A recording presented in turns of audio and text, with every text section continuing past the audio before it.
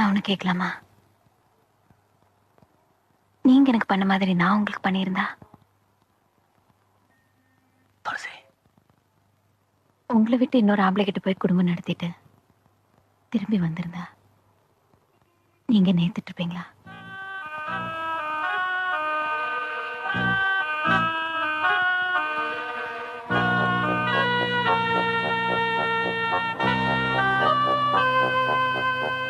மனசுல கை வச்சு சொல்லுங்க, ஏத்துக்கிட்டு இருப்பீங்களா?